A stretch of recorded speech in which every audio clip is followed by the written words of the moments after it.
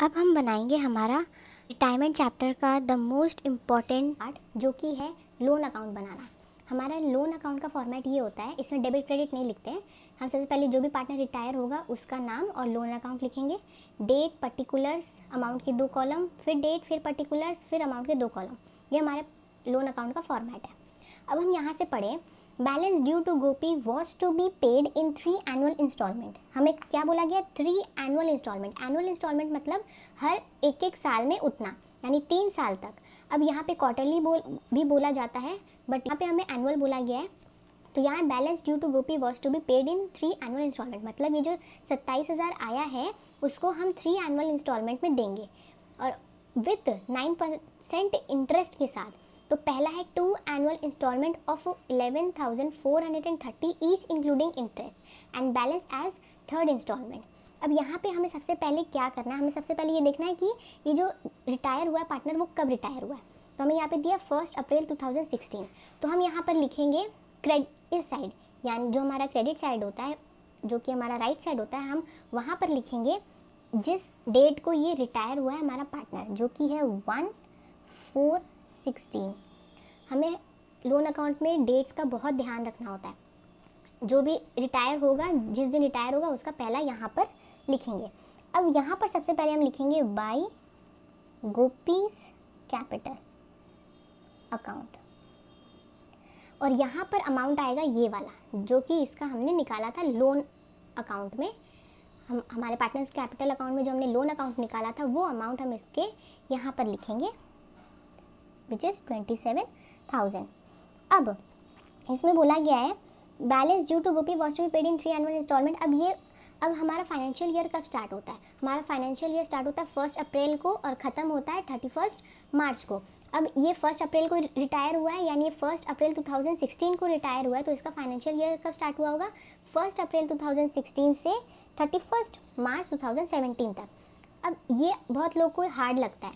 अब हम लोग सिंपली देखें, एक इसका दूसरा मेथड भी है डेट निकालने का।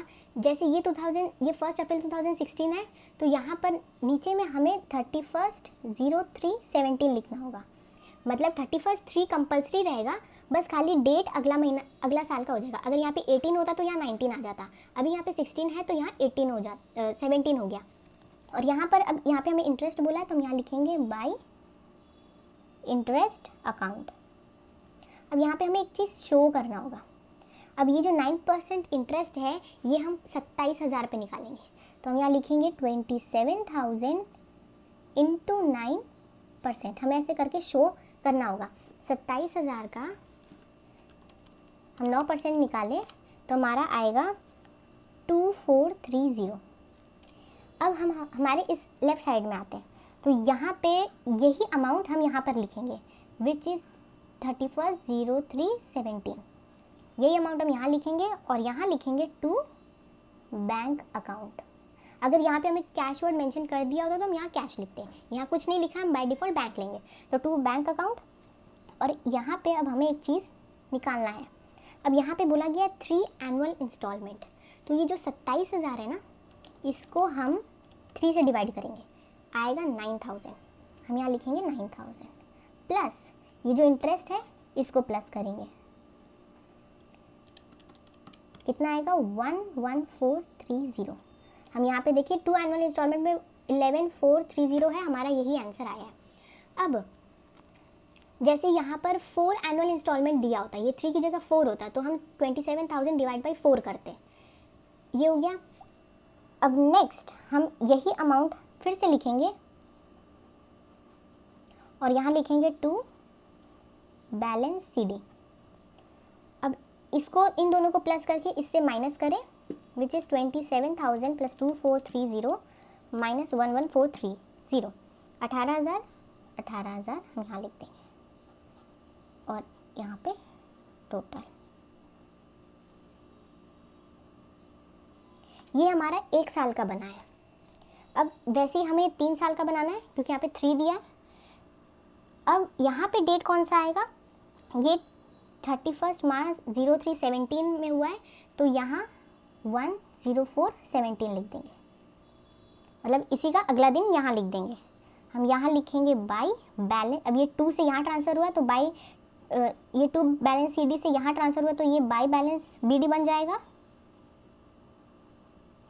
यही अमाउंट यहाँ लिखेंगे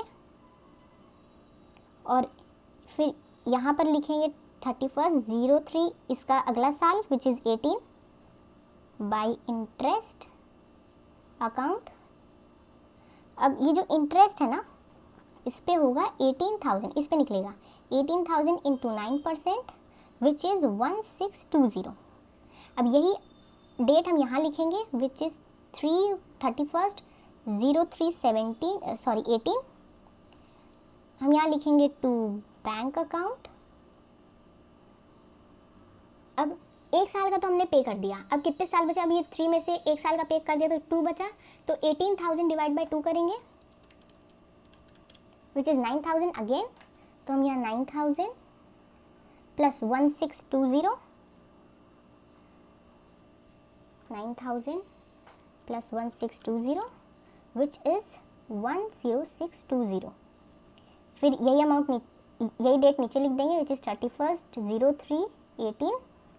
यहाँ लिखेंगे टू बैलेंस सी डी, इसको प्लस करके इससे माइनस करेंगे तो 18,000 प्लस 1620 माइनस 10620 विच इज़ 9,000। हम यहाँ लिख देंगे बैलेंस सी डी में और यहाँ टोटल लिख देंगे विच इज़ 19620। अब नेक्स्ट ये 31/03/18 है तो यहाँ पे 10419 हो जाएगा, सॉरी 18, ये यहाँ पे ट्रांसफ़र होगा तो बाई बैलेंस बी डी 9,000 लिख दिया। फिर यहाँ पे 31/03 1 साल आगे which is 19 by interest account which will be 9,000 पे 9%,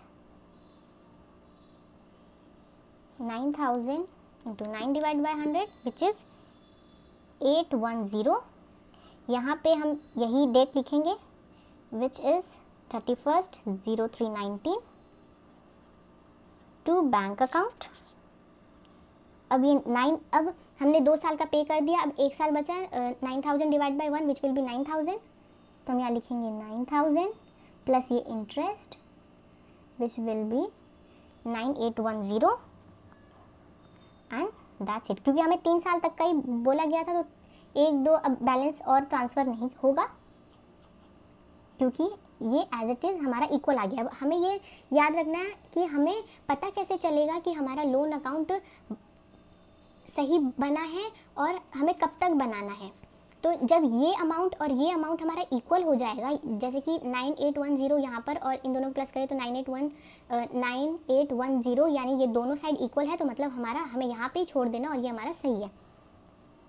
ये हमारा टोटल, ये हमारा बन गया loan account which is very simple. यहाँ पे बस हमें डेट का थोड़ा उल्टा सीधा होता है जो कि बहुत ही ईजी तरीके से मैंने आपको समझा दिया।